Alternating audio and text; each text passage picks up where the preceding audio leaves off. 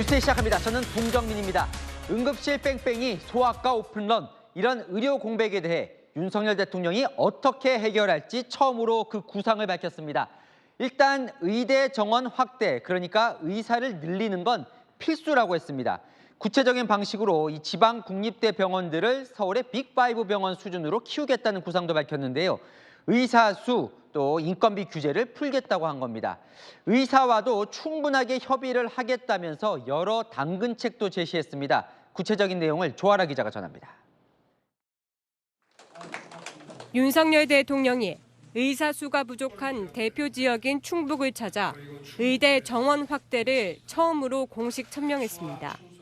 지역 필수 의료를 살리고 초고령 사회에 대비하기 위해 의료 인력 확충과 인재 양성은 필요 조건입니다. 구체적인 증원 수를 밝히지는 않았는데 정부는 매년 1,000명씩 최대 3,000명을 늘리는 방안을 검토 중인 것으로 알려집니다. 대통령은 의사만 늘려서 의료 공백을 막을 수 없다는 점도 분명히 했습니다.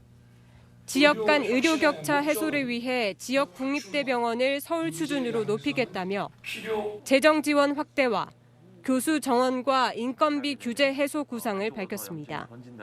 필수 진료 의료진들이 법적 리스크를 덜도록 정부가 책임 보험 시스템을 마련하겠다고도 했습니다. 의사가 환자를 치료하는 것과 관련해서 종사에 늘 휘말리고 법원, 검찰청, 경찰서를 왔다 갔다 하게 되면은 돈 아무리 많이 준대도 일단은 형사 리스크를 완화를 시켜줘야 됩니다. 의사들이 반대하고 있는 의대 증원을 천명한 대통령은 현장 의료인과 충분히 소통하겠다는 뜻도 밝혔습니다. 채널A 뉴스 조아라입니다. 의료 공백 해소의 이 두 축인 필수 의료 강화와 지방 격차 해소, 그 출발점에 전국 국립대 병원이 있다는 게 정부 생각입니다. 그래서 이 정부 소관부처도 교육부에서 보건복지부로 바꾼다는데요. 이게 무슨 변화가 생기는 건지 김용선 기자가 이어갑니다. 전국 국립대병원은 모두 17곳. 병원장 등 병원 임원을 임명하려면 보건복지부가 아닌 교육부의 승인을 거쳐야 합니다. 병원 예산 편성, 기관 평가 등도 교육부가 담당해왔습니다. 그동안 국립대병원은 의과대학과 연계한 연구 등 교육기관으로서의 역할이 강조되어 온 겁니다. 하지만 정부가 앞으로 국립대병원 관할 부처를 교육부에서 보건복지부로 바꾸기로 했습니다. 국립대병원의 중점 역할을 교육에서 의료로 넓히겠다는 겁니다. 소관을 복지부로 변경함으로써 지역 필수 의료 체계 구축과 국립대 병원의 연계가 강화되어 수도권 대형 병원으로 가지 않으셔도 질 좋은 의료 서비스를 충분히. 정부 산하 기타 공공기관으로 묶여있는 국립대학교 병원은 교수 등 정원 확대를 정부와 협의해야 하고 인건비 인상률도 매년 1에서 2%에 불과합니다. 이렇다 보니 민간 병원으로의 인력 유출이 심각한 상황입니다.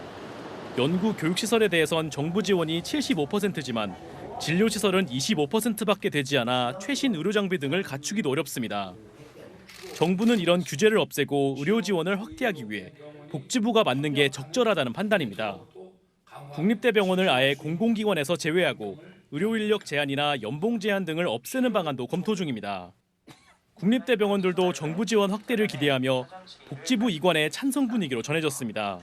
다만 복지부 이관을 위해선 국립대병원 설치법 등 4개 관련 법률을 개정해야 해 야당과의 협의도 필요합니다. 채널A 뉴스 김용성입니다. 매일 아침 서울 수서역에는 이렇게 긴 줄이 들어서 있습니다. 서울 대형 병원을 찾아 상경한 지방 주민들인데요. 번거롭고 힘들어도 이 서울로 올라올 수밖에 없다는 그들의 목소리를 서주희 기자가 들어봤습니다. 이른 아침 SRT 서울 수서역 앞. 주변 대형 병원과 수서역을 오가는 셔틀버스 정류장 앞에 긴 줄이 늘어섰습니다. 서울에 있는 대형 병원에서 치료받기 위해 첫 차를 타고 전국 곳곳에서 올라온 환자들입니다. 첫 차를 타야 되기 때문에 새벽 5시에는 집에서 나와야 돼요. 희귀병이라서 천포창이라 그래서 부산에서도 이렇게 잘 못 발견하더라고요. 지방에도 병원이 있지만 암과 희귀 질환 등 중증 환자들은 대부분 서울 대형 병원을 찾습니다. 근데 암은 아무래도 서울 쪽이 수술 잘한다고 하니까. 지방병원엔 없는 첨단 의료 장비를 찾아 먼 길을 마다하지 않는 경우도 있습니다. 산부인과 쪽으로 치료를 받으려고 의료시설도 많은 것 같아서 검사를 더 잘 받을 수 있을 것 같아서 올라. 지방의 열악한 의료 상황이 나아지길 기대해보지만 현실은 그렇지 않습니다. 일단 지방에도 좀 있었으면 좋겠고요. 서울하고 차이가 없이 같은 의료 혜택을 받을 수 있다면 당연히 가지요. 지난해 서울 주요 대형 병원에서 진료받기 위해 지방에서 올라온 환자는 71만 명이 넘습니다. 유방암, 위암, 뇌혈관 질환 등 대부분 중증 질환 치료를 위해 원정 진료에 나선 겁니다. 의사들도 서울로 몰립니다. 지방 국립대병원에선 의사가 부족해 단축 진료에 나서거나 진료 과목이 없어지기도 합니다. 경상국립대병원은 최근 7년간 소아과, 흉부외과 등 필수 진료과 전공의 지원자가 대부분 미달되거나 겨우 정원만 채우고 있습니다. 채널A 뉴스 서주입니다. 네, 아는 기자 하자 보건복지부 출입하는 서상희 기자 나와 있습니다. 자, 각 지역마다 국립대병원이 있어요, 그죠? 그런데 이 정부는 의료 공백 해소의 출발점으로 이 국립대병원을 잘 확충해야 된다. 네. 지금 상황이 어떻길래 그런 거예요? 실제 복지부 관계자 표현인데요. 환자도 떠나고 의사도 떠나는 악순환의 고리가 이어진다. 이렇게 말을 하고 있습니다. 직접 예시를 한번 들어봐야 될 것 같은데요. 부산대병원 사례입니다.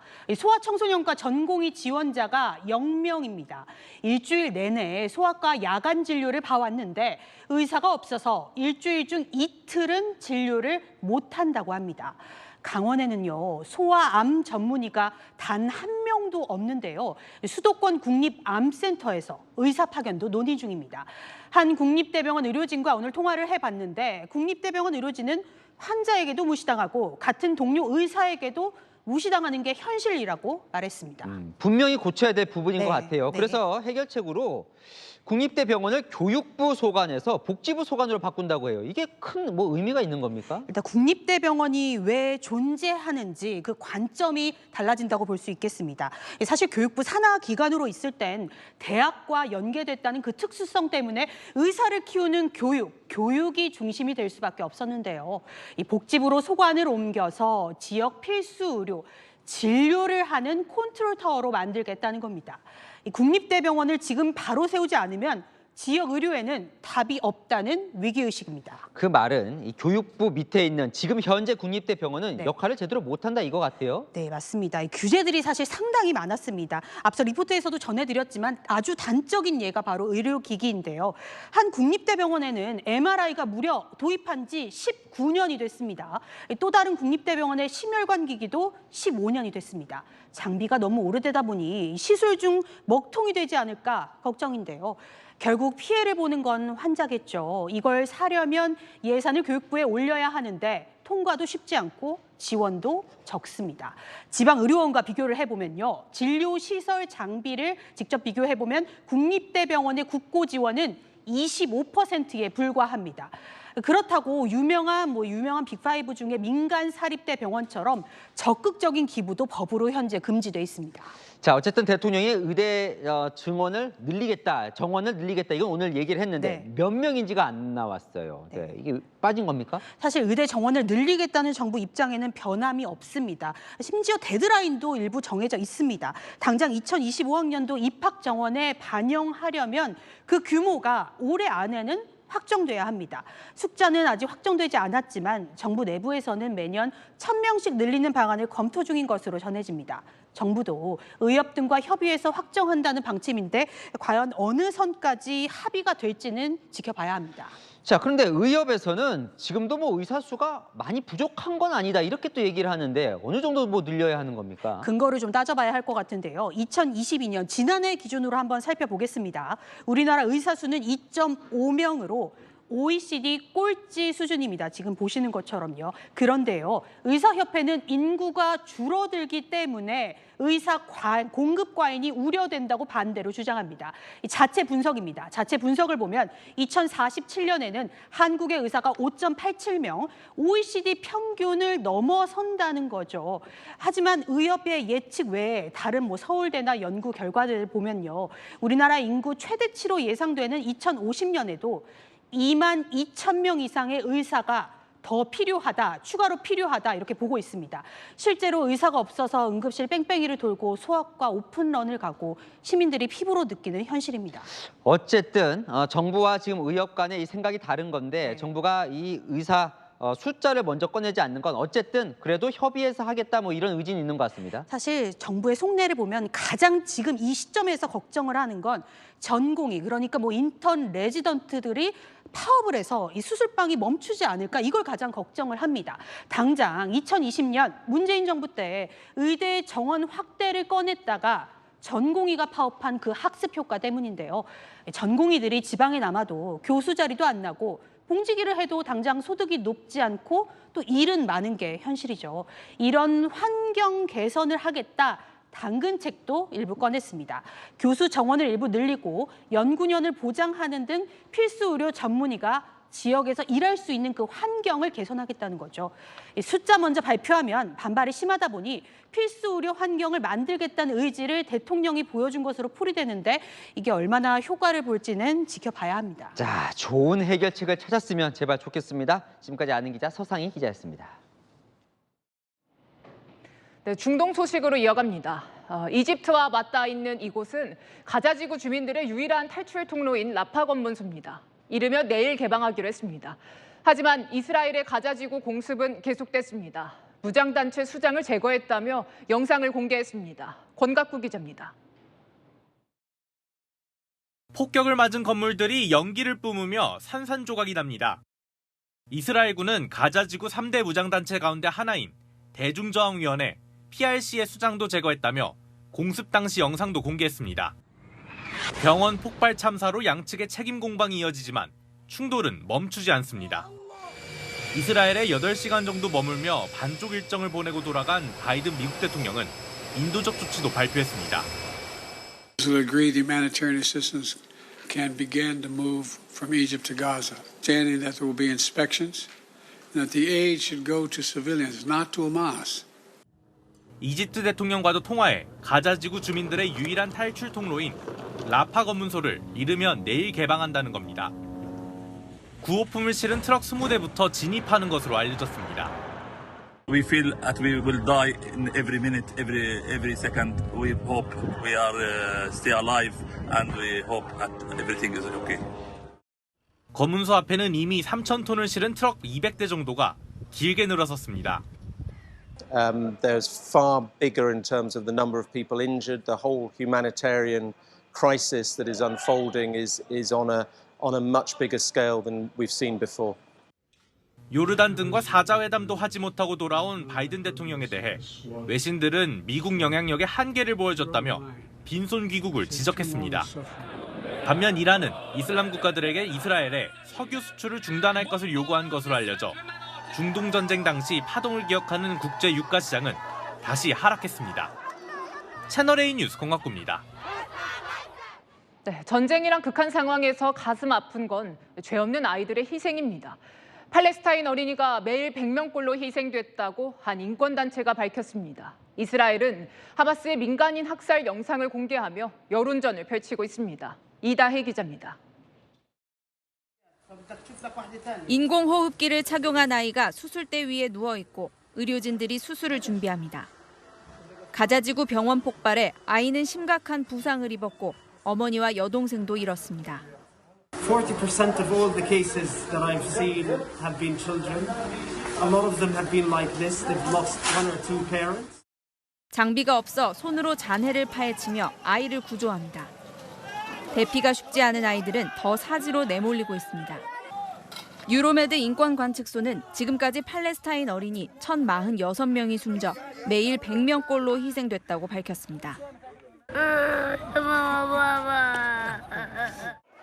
가자 지구의 한 병원 쉼터에는 어린이와 여성들이 가득합니다.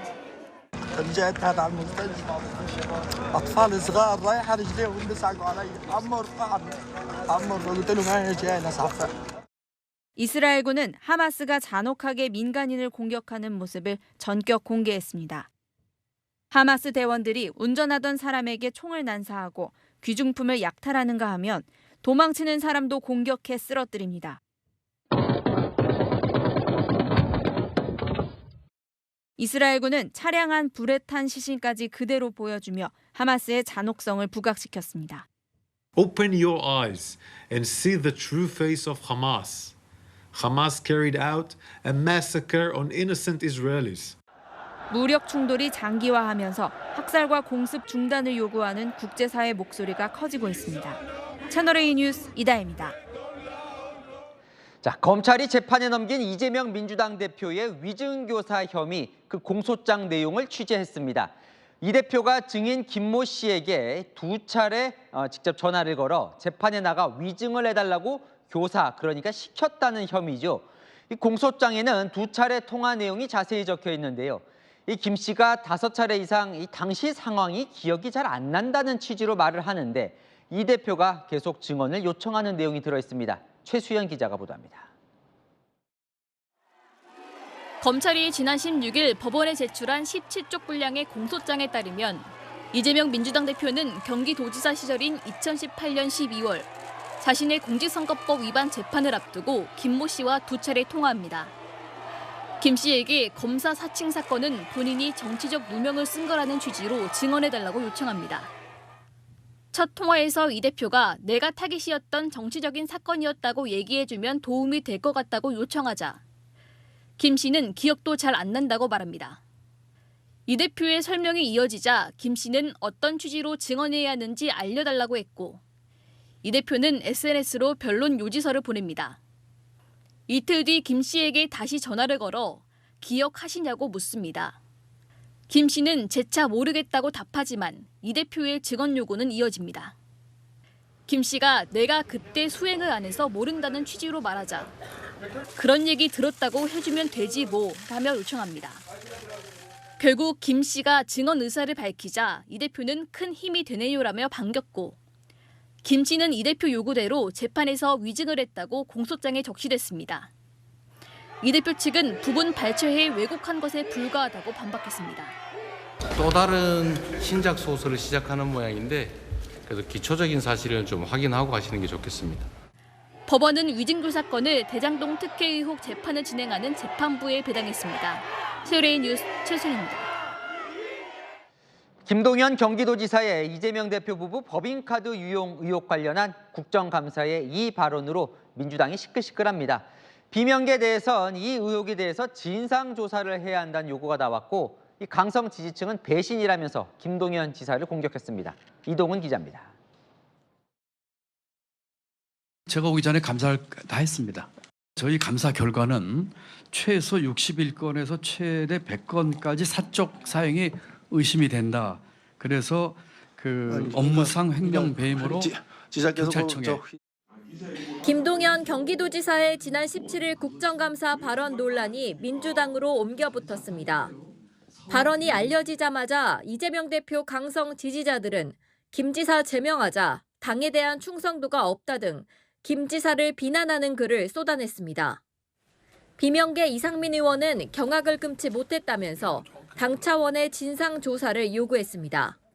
민주당으로서는 진위를 파악을 해야 되지 않겠습니까? 진위를 확인하는 절차에 적극 나서서 국민 앞에 보고를 사실대로 해야 될 의무가 있다고 생각합니다. 당 지도부는 법인카드 유용 의혹 이슈가 재점화되는 것을 경계하며 진화에 나섰습니다. 김동연 지사가 이 질의에 대한 설명을 하면서 이미 지사에 취임하기 이전에 경기도에서 이 건을 고발했다고 하는 것을 설명한 발언이라고 하는. 이 대표 측도 일부 언론이 왜곡 보도하고 국민의힘이 기정사실화해 민주당 내부를 이간질하려는 것이라고 했습니다. 다음 주 월요일 이 대표의 당무 복귀를 앞두고 계파 갈등으로 번지는 것에 대한 우려가 반영된 거라는 해석입니다. 경기도도 선출 전 감사 내용이라며 김 지사와 무관한 감사라는 점을 강조했습니다. 채널A 뉴스 이동은입니다.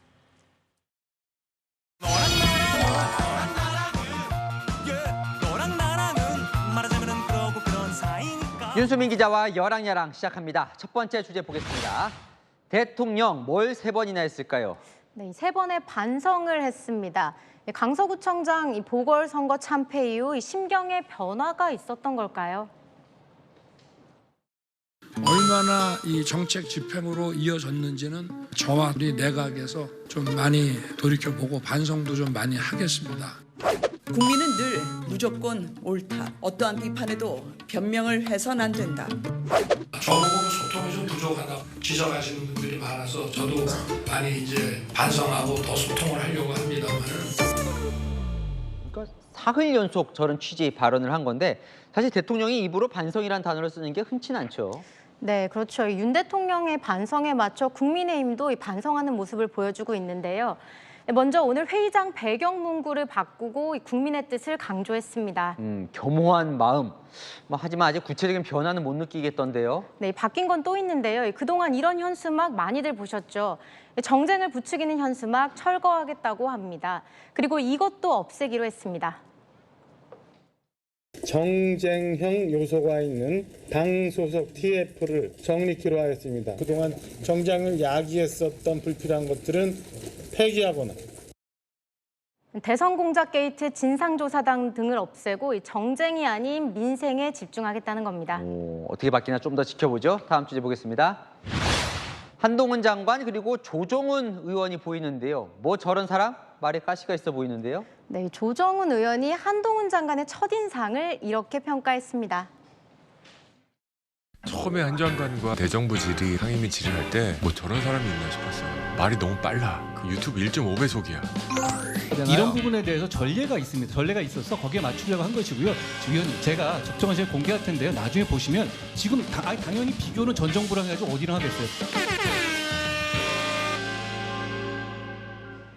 네, 하지만 조 의원, 지금은 정치적 강함이 있다고 달라진 평가를 보여줬습니다. 두 사람 요즘 친해 보이던데요. 최근에 조 의원이 주선자로도 나섰잖아요. 네, 한동훈 장관과 이 부산 돌려차기 피해자가 통화할 수 있게 다리를 놔준 것도 이 조 의원이죠. 한 장관이 먼저 전화가 왔다면서 이런 후일담을 전했습니다. 피해자입니다, 이분은. 범죄 피해 보조금 자체도 직접 제가 신청을 하고 다녀야 되고 혼자서 이거를 찾아가려고 애를 썼는데 이 피해자분들에게 한 말씀 해주시죠. 많이 부족하다고 느끼셨을 것 같은데 그 점에 대해서 제가 죄송하다는 말씀 드립니다. 장관이 저한테 전화를 했어요. 사과를 좀 하고 싶다. 이분한테 어떻게 생각하냐. 너무 좋은 생각이다. 그리고 할 수 있으면 이건 용기라고 생각한다. 네, 통화에서 한 장관, 이 정도 위치에 있으면 갚아야 할 시기라는 말도 했다고 하는데요. 갚는 방식이 총선 출마를 말하는 거 아니냐, 이런 해석이 분분합니다. 네, 주제 하나 더 보겠습니다. 자, 이준석 전 대표요. 당에서 나를 제명하라고 했어요? 네, 오늘 SNS에 본인을 즉각 제명하라고 올렸는데요. 사실은 이 국민의힘 김민수 대변인이 이준석 대표가 탈당하면 지지율이 3~4%포인트 오른다고 한 말에 반격한 겁니다. 이 분석이 맞다면 본인을 즉각 제명해서 지지율을 올리라는 거죠.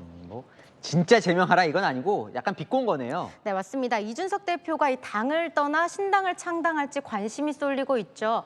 생기지도 않은 이 신당의 파괴력은 여권 내에서도 제각각입니다. 수도권에서는 엄청난 파괴력을, 우리 국민의힘 후보를 떨어뜨리는 엄청난 파괴력을 가집니다. 그래서 신당 우리에게 최대 위기가 된다. 컬트 정당이 될 뿐입니다. 이준석의 상징성은 국민의힘이라는 보수 정당 큰 배 있을 때만이 가치가 있는 희소성이 있습니다. 네, 이 전 대표의 창당 언급은 이 여론 감복이라는 내부 시선도 있습니다. 12월까지 가서 본인은 판단하겠다는 의미가 결국은 어떤 이 여론조사에서 당원들의 지지 세력이 좀 높다면 언제든 뛰쳐나가서 창당을 하겠다는. 네, 여권의 위기는 국민의 마음을 얻지 못해서죠. 실체가 불분명한 이 신당 논란보다는 국민 마음 얻는 이 민생에 제대로 집중해 보면 좋겠네요. 네, 지금까지 여랑야랑이었습니다. 네, 다음 소식입니다. 평화롭던 산책로가 갑자기 날아든 화분에 아수라장이 됐습니다. 50대 여성이 빌라 4층에서 화분 6개를 내던진 겁니다. 장우림 기자의 단독 보도입니다. 산책로를 지나던 여성이 가던 길을 멈추고 건물 위쪽을 바라봅니다. 뒤이어 손바닥만한 물체가 날아듭니다. 산책로로 들어서던 사람들 앞으로 무언가 계속 떨어지고 길 가던 시민들은 머리를 감싼 채 자리를 피합니다. 출동한 경찰과 소방대원들이 시민들을 대피시키는 중에도 계속 물체가 하늘에서 날아듭니다. 산책로 옆 다세대 주택에서 누군가 화분을 던지고 있다는 신고가 접수된 것은 지난 16일 오전 9시 20분쯤. 빌라 4층에서 던진 화분은 약 15m를 낙하해 이곳에 떨어졌습니다. 10분여 동안 창밖으로 화분 6개를 던진 50대 여성으로 경찰 조사 결과 정신질환을 앓고 있었던 것으로 확인됐습니다. 여성은 가족 동의하에 응급입원 조치됐지만 주민들은 여전히 불안감을 호소합니다. 쉬는 날마다 여기 밥 먹고 산책하는 길인데 산책하기도 좀 겁나기도 하고 여기를 마음 놓고 다녀도 되는지 잘 모르겠어요. 지난 8일에도 20대 남성이 아파트 13층에서 벽돌을 던져 주차된 차량이 파손되는 일이 벌어졌습니다. 고층에서 물건을 떨어뜨리는 건 불특정 다수에게 큰 피해를 줄 수 있는 범죄입니다. 사망사고의 고의성이 인정되면 3년 이상의 징역도 가능합니다. 실수라고 하더라도 사람이 다칠 경우 과실치상죄로 처벌받을 수 있습니다. 채널A 뉴스 장호림입니다. 경기 안산의 버스 정류장에서 칼부림 사건이 났습니다. 돈 문제로 험담한다는 이유로 예전 직장 동료에게 흉기를 휘두른 겁니다. 피해자는 심정지 상태로 병원으로 이송됐는데 결국 숨졌습니다. 강보인 기자가 현장 취재했습니다. 남성 2명이 버스 정류장 쪽으로 걸어오더니 정류장 안에서 기다리고 있던 남성과 승강이를 벌입니다. 승강이가 몸싸움으로 번지는가 싶더니 갑자기 남성이 품에 있던 흉기를 꺼내 마구 휘두릅니다. 속수무책으로 칼에 찔린 남성은 2-3걸음 걷다가 바닥에 쓰러집니다. 사람이 피를 흘리고 있다는 신고가 접수된 건 어제 오후 8시쯤. 흉기살인 사건이 벌어진 버스 정류장은 이렇게 폴리스 라인이 쳐져 있고 폐쇄됐습니다. 또 바닥에도 당시 혈흔을 가리기 위해 널빤지가 덮여져 있습니다. 50대 가해자는 옛 직장 동료인 피해자가 지인에게 돈을 빌려 쓰지 말라고 말했다는 이유로 몸싸움을 벌이다 흉기를 휘둘렀습니다. 인근 당구장에서 당구를 치던 중 실랑이를 시작했고 화가 난 A씨가 인근 마트에서 흉기를 구매해 버스 정류장에서 기다리다 B씨를 찌른 겁니다. 내가 치다가 말 같은 게 있었는데 그거 나갔어요. 조금 심하긴 했었는데 문제 갖고 조금 그런 것 같아요. 몸싸움을 말리던 지인도 팔부 위에 경상을 입었지만 생명엔 지장이 없는 것으로 알려졌습니다. 경찰은 피의자 A씨를 살인 혐의로 입건하고 구속영장을 신청했습니다. 채널A 뉴스 강보인입니다. 네, 버스가 정류장에 서 있던 택시와 다른 버스를 잇따라서 들이받았습니다. 버스 승객들의 몸이 공중에 뜰 정도로 충격이 컸습니다. 이준성 기자입니다. 정류장에서 귀갓길 버스에 올라타는 승객들. 자리에 앉으려는 순간 큰 충격과 함께 갑자기 버스가 크게 흔들리고 일부 승객은 공중으로 몸이 붕 뜬 뒤 바닥에 쓰러집니다. 버스 밖 정류장에 있던 시민들도 허겁지겁 뒷걸음질을 칩니다. 어젯밤 10시 40분쯤 서울 지하철 당산역 근처 버스 정류장에서 시내버스가 돌진한 겁니다. 속도를 줄이지 않고 진입한 버스는 멈춰있던 택시를 밀친 뒤 앞에 서 있던 버스까지 들이받고서야 멈췄습니다. 무너지는 줄 알았다. 그 정도로 소리가 컸어요. 이 소리가 안 들리니까 브레이크 잡는 소리가 안 들렸어요. 이 사고로 버스 승객 등 현장에 있던 시민 19명이 다쳤지만 다행히 경상에 그쳤습니다. 운전자는 경찰 조사에서 브레이크가 작동하지 않았다고 말한 것으로 알려졌습니다. 해당 버스는 지난 2020년 이후 수입된 중국산 전기버스입니다. 중국산 전기버스는 오르막길에서 시동이 꺼져 뒤로 밀리며 승객들이 다치거나 폭우때 맨홀 뚜껑이 버스 바닥을 뚫고 올라오는 등 크고 작은 사고가 끊이지 않고 있습니다. 하지만 해당 시내버스 회사는 매주 차량 점검을 철저히 하고 있고 지금까지 전기버스 관련 고장 사고도 없었다고 설명했습니다. 경찰은 사고를 낸 버스의 디지털 운행장치 기록 등을 토대로 정확한 사고 경위를 조사할 계획입니다. 채널A 뉴스 이준성입니다.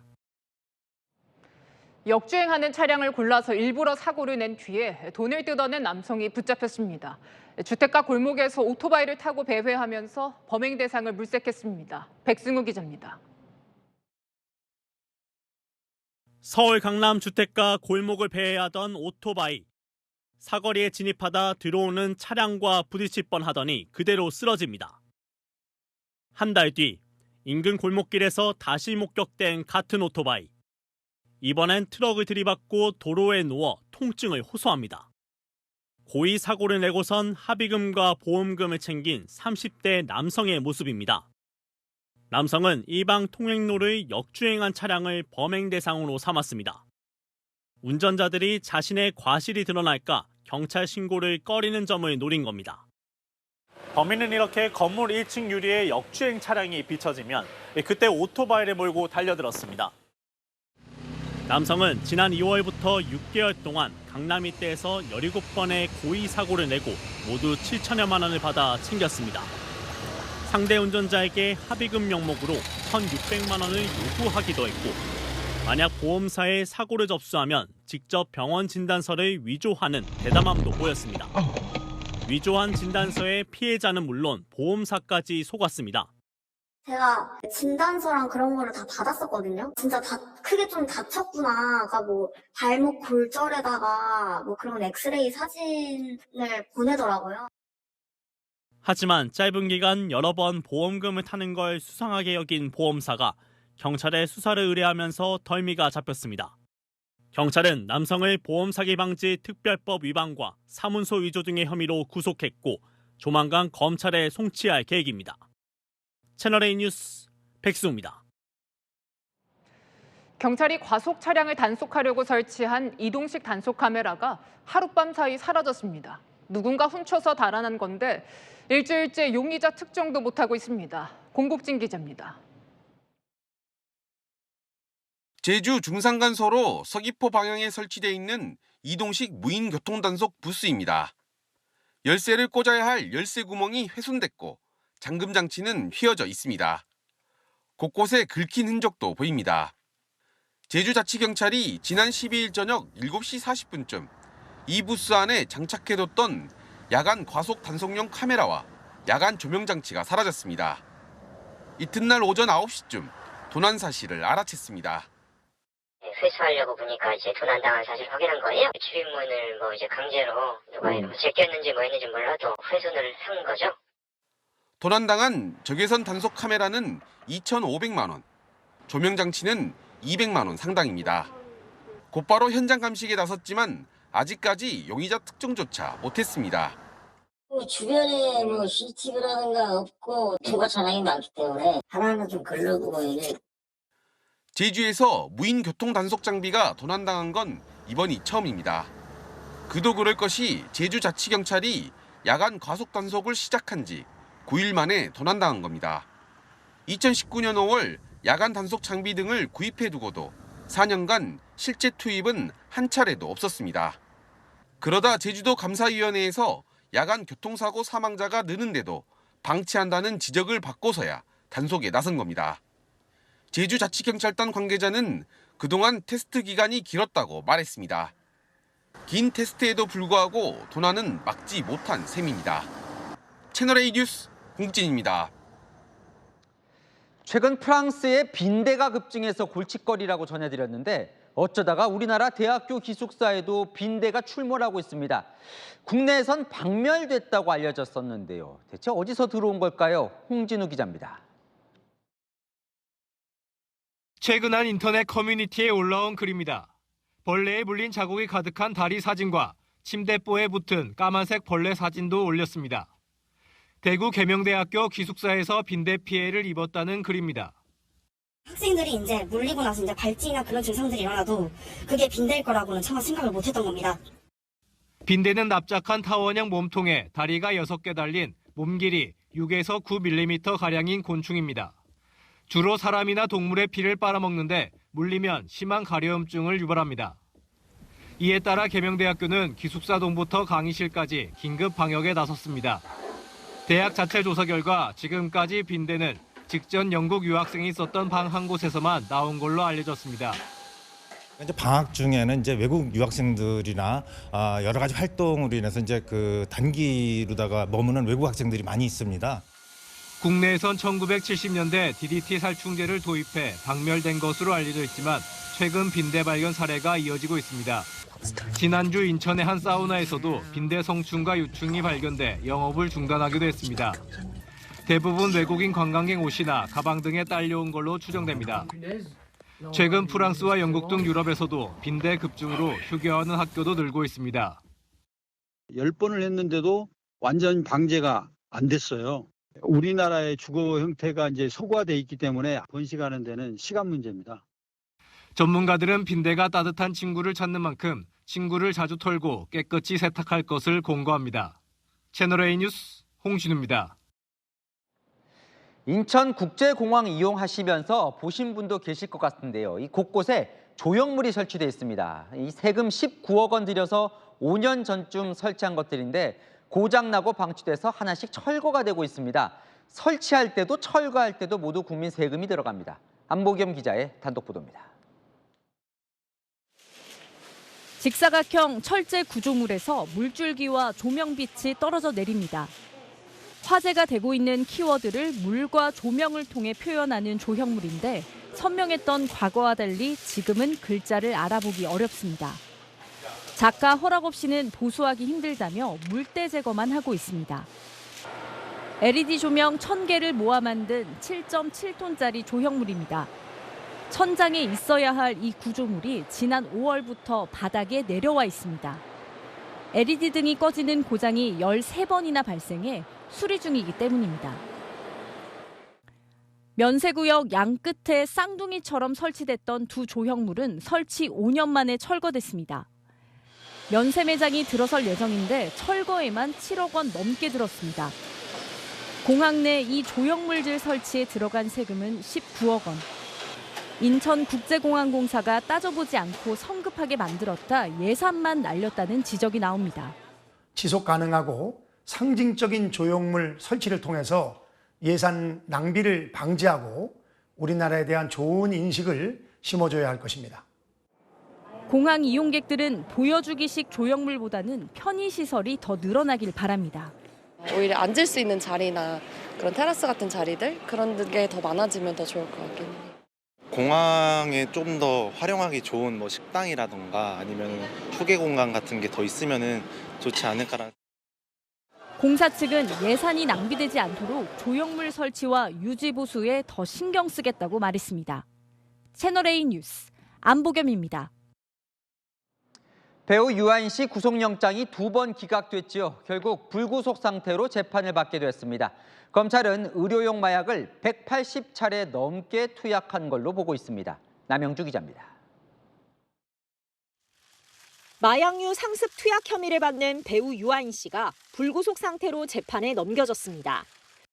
마약류관리법 위반, 대마 흡연 및 교사, 의료법 위반, 증거인멸 교사와 사기 등의 혐의입니다.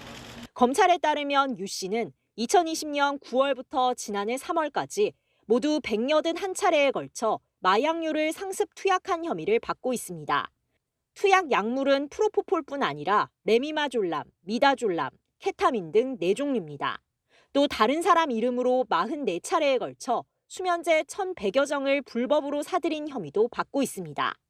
보안 수사에선 유 씨가 지인에게 증거인멸을 지시하거나 미국 현지에서 일행에게 대마 흡연을 강요한 혐의도 적발됐습니다. 앞서 검찰은 2차례 구속영장을 청구했지만 법원은 이미 증거가 상당 부분 확보됐고 직업상 도주 우려가 낮다며 기각한 바 있습니다. 구속영장 기각됐는데 이번 결정 어떻게 보시나요? 재판부의 판단 존중합니다.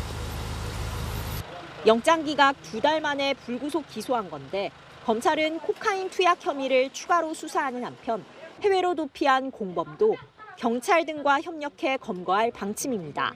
채널A 뉴스 남영주입니다.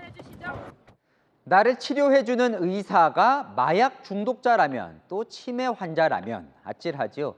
감사원이 들여다보니 실제 이런 일들이 벌어지고 있다고 합니다. 그런데도 이 의사들 여전히 의사 면허를 갖고 있습니다. 우현기 기자입니다. 향정신성 의약품 펜타닐에 중독된 마취과 전문의 A씨. 마약 중독 치료를 받는 지난해 수개월 동안 요양병원에서 근무했고 2차례 의료행위도 했습니다. 감사원 감사 결과 의사 면허를 유지하고 있었습니다. 일명 좀비 마약으로 불리는 펜타닐은 중독자가 의료 행위를 할 경우에 그 환자에게 매우 위험성이 크다고 보여집니다. 전북 소재 대학병원 의사 B씨는 총 184차례 마약류 의약품을 처방해 셀프 투약했습니다. 할머니 등 가족 명의를 도용하고 동료 의사 계정으로 무단 접속했지만 45일 면허 정지가 전부입니다. 연간 100회 이상 마약류를 셀프 처방하거나 투약한 의사도 12명, 50회 이상은 44명에 달합니다. 현행법상 마약 중독자는 면허 취소 대상이지만 마약류 중독으로 의사 면허가 취소된 사례는 없습니다. 감사원은 복지부가 구체적인 기준이 없다는 이유로 관리에 손을 놓고 있다고 지적했습니다. 의료인 결격 사유에 해당하는 마약 중독자를 확인하기 위한 판단 절차를 제도화하는 등 관리 방안을 마련하라고. 정신질환으로 치료받은 의료인은 2020년 이후에만 172명으로 드러났고 한 정신과 의사는 3년여간 치매 치료를 받으며 6,300여 건의 의료행위를 하기도 했습니다. 채널A 뉴스 우현기입니다. 카카오의 투자 총괄 대표가 구속됐습니다. SM엔터테인먼트 인수 과정에서 이 경쟁 상대였던 하이브를 방해하려고 주가를 인위적으로 올린 혐의입니다. 카카오 김범수 창업자까지 수사가 올라갈지도 관심입니다. 손인혜 기자입니다. SM엔터 시세 조작 혐의 구속영장 심사를 위해 법원에 출석한 배재현 카카오 투자총괄 대표. 계획이 있었나요? 저 주식 대량 보유 보고하지 않은 이유 있을까요? 김범수 창업자도 알고 있었나요? 법원은 증거인멸과 도망의 염려가 있다며 배 대표에 대한 구속영장을 발부했습니다.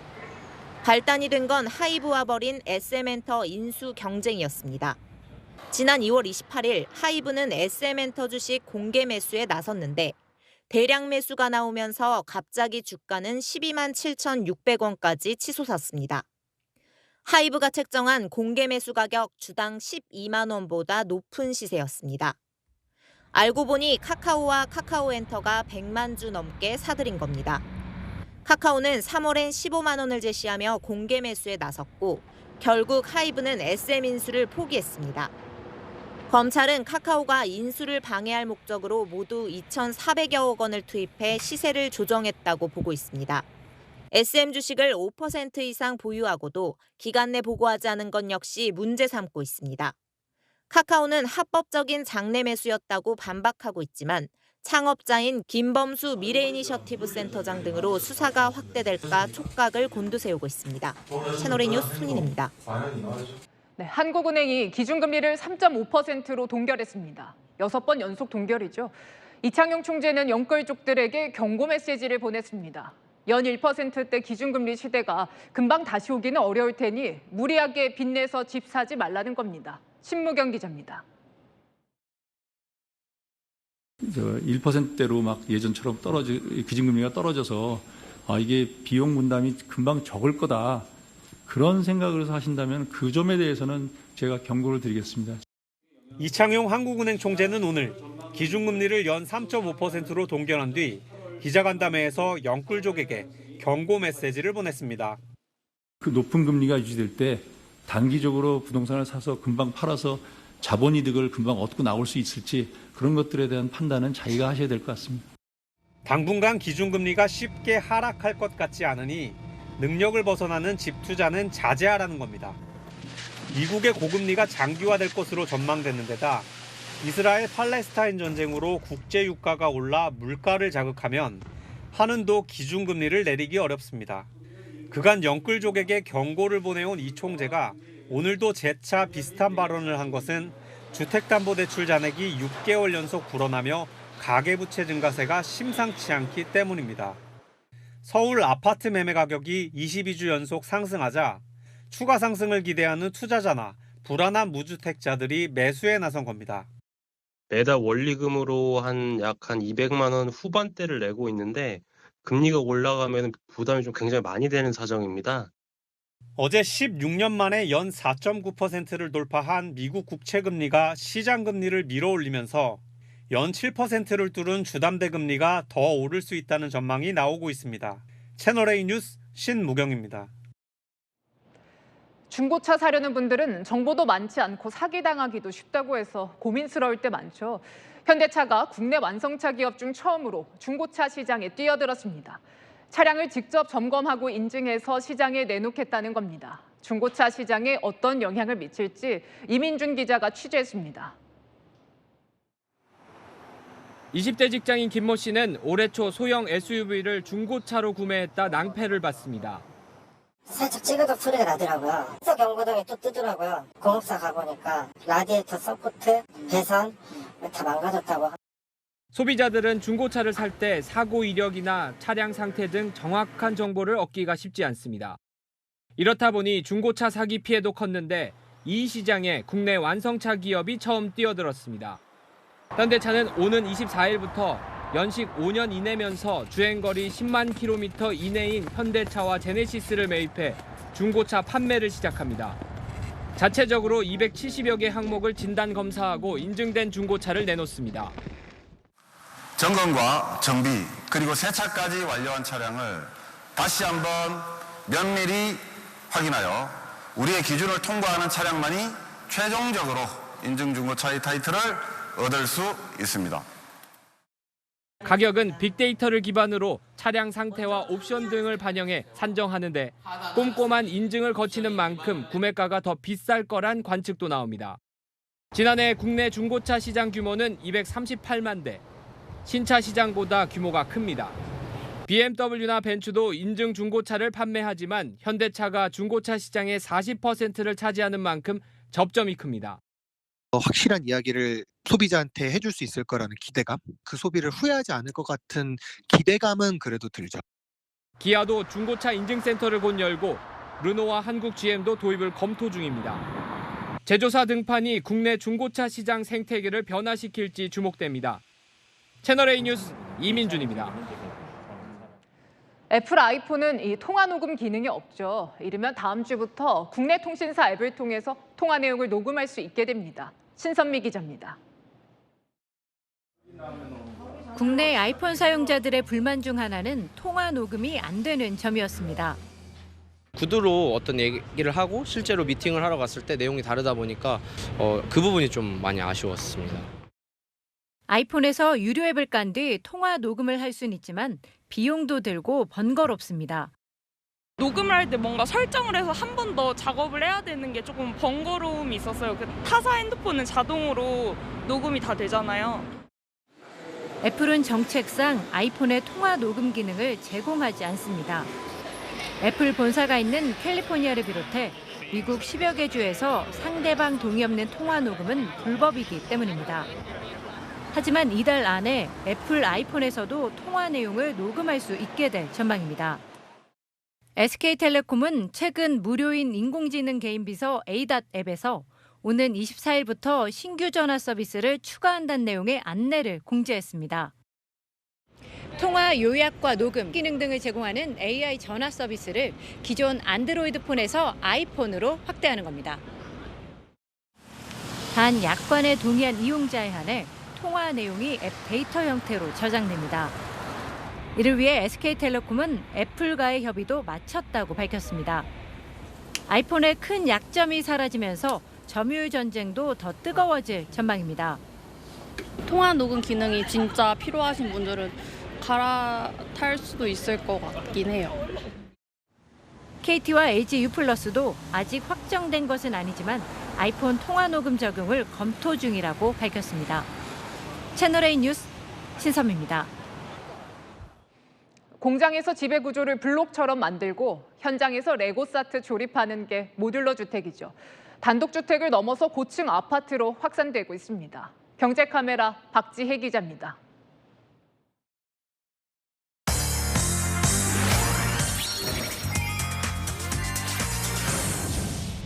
제가 있는 이곳은 여느 집과 다르지 않은 아파트입니다. 이곳에는 안방과 베란다가 있고 좀 더 오시면 거실이 있습니다. 부엌에는 붙박이장이 있어서 신혼부부들이 생활하기 아주 좋아 보이는데요. 그런데 이 아파트, 일반적인 아파트가 아니라 레고처럼 조립해서 만든 모듈러 아파트입니다. 철근을 연결한 뒤 콘크리트를 부어 짓는 전통적인 아파트와 달리 모듈러 아파트는 기본 골조와 창문, 욕실 등 집 구조의 70에서 80%를 공장에서 만든 뒤 현장에서 조립합니다. 날씨 영향을 받지 않아 공사 기간이 일반 아파트의 절반 수준입니다. 국내에 처음 등장한 13층짜리 모듈러 아파트는 지난 8월 입주를 시작했습니다. 이곳에 거주 중인 28살 직장인 임나은 씨는 일반 아파트와 큰 차이가 없다고 말했습니다. 아파트 살 때랑 다른 건 하나도 없는데 이전에 살던 집보다 단열이 정말 잘 되는 것 같아요. 완전 추천하는 곳이에요. 소음 차단도 잘 될까? 채널 A인데요. 들리세요? 소음권에서는 지금 거의 없다고 봐요. 단열이 잘 되는 것 같아요. 세종시에선 국내 첫 모듈러 아파트 단지를 짓기 위한 터파기 및 지하층 공사가 한창입니다. 지상 7층 4개 동으로 내년 하반기 입주를 시작합니다.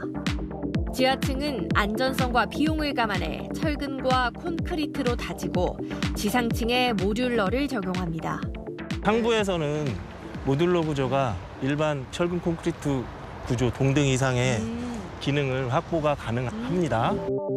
하지만 아직 일반 시민들에게 모듈러 아파트는 생소합니다. 살 수 있겠죠. 있는데 살고 싶진 않아. 신뢰가 관건인 만큼 건설사들은 기술 개발에 박차를 가하고 있습니다.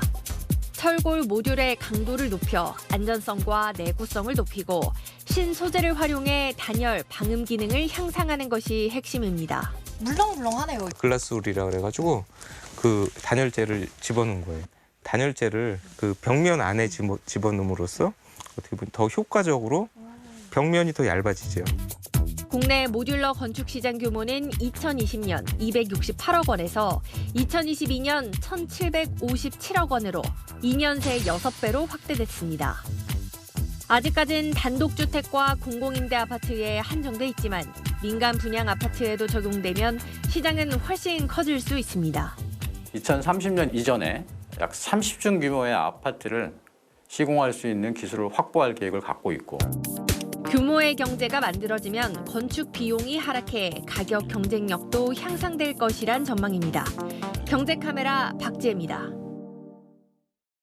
네, 가을 야구가 와일드카드 결정전으로 막이 올랐습니다. 포수 양의지가 몸담았던 NC와 두산의 맞대결인데요. 양의지 더비인 오늘의 경기, 승리의 여신은 어느 팀 손을 들어줄까요? 권술 기자입니다.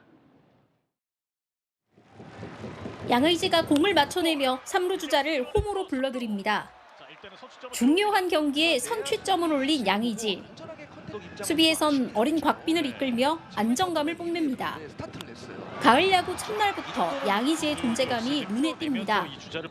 지난해만 해도 NC 유니폼을 입었던 양의지, 오늘은 두산입니다. 2010년부터 두산에서 활약하며 FA 자유계약으로 2019년 NC로 이적한 양의지. 올 시즌을 앞두고 친정팀 두산으로 다시 돌아왔습니다. 각 팀에서 한국 시리즈 우승의 주역으로 특히 NC에선 창단 이래 첫 우승을 주도하기도 했습니다. 오늘 경기가 양의지 더비로 불리는 이유입니다. 두산에서 NC, NC에서 다시 두산으로 두 구단에서 모두 우승과 MVP까지 맛봤던 양의지가 시작부터 공교롭게 NC와 맞붙게 됐습니다. 올해 36살로 노장 대열에 들어섰지만 정신적 지주로 여전히 현역 최고 포수의 기량을 과시하고 있습니다. 정규 시즌 129경기, 3할 5리의 타율, 17홈런 68타점까지 두산에서 유일한 3할 타자입니다. 지난 시즌 9위로 추락했던 두산이 올해 다시 5위로 반등한 데도 양의지의 공이 결정적이었습니다. 두산은 오늘과 내일 두 경기에서 모두 이겨야만 준 플레이오프에 진출합니다. 한편 1승을 갖고 있는 NC는 비기기만 해도 가능합니다. 지금까지 한 번도 5위 팀이 준 플레이오프에 오른 적이 없는 가운데 양의지가 또다시 최초의 기록을 세울지 관심이 쏠리고 있습니다. 채널A 뉴스 권솔입니다. 부슬부슬 내린 비에 가을빛이 더 진해진 느낌입니다. 이번 비 내일 오전까지 전국에서 오락가락하겠는데요. 비의 양은 5에서 30mm 정도가 되겠습니다. 내일 점심시간 무렵부터는 차차 맑아지겠는데요. 이젠 찬 공기를 염두에 두셔야 합니다. 비구름이 지나고 찬바람이 들어오면서 공기가 차가워지겠습니다. 특히 토요일 아침에는 서울 기온이 5도까지 떨어지면서 지금보다는 두터운 외투가 필요하겠습니다. 내일 아침은 서울이 9도, 대관령 4도로 시작하면서 오늘보다 3에서 8도 정도 낮겠는데요. 한낮에는 서울이 14도, 대구와 광주 17도에 머물면서 쌀쌀함이 감돌겠습니다. 다음 주에는 다시 전국이 맑고 선선한 가을 날씨를 되찾겠습니다. 날씨였습니다. 그제는 반성하겠다. 어제는 국민이 늘 옳다. 오늘은 소통하겠다. 사흘간 대통령이 한 말들입니다. 대통령이 직접 반성이란 단어를 언급하면서 몸을 낮추는 건 보기 드문 광경이죠.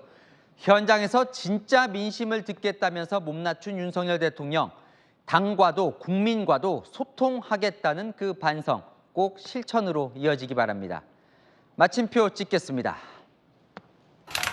국민이 느낄 수 있게 뉴스에 마칩니다. 감사합니다.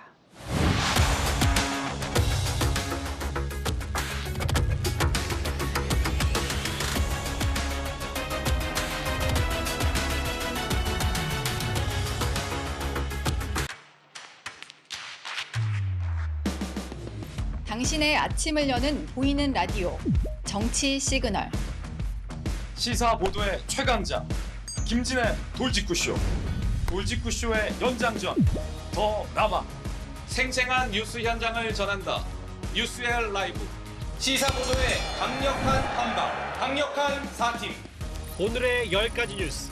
대한민국 대표 뉴스쇼 뉴스 탑10.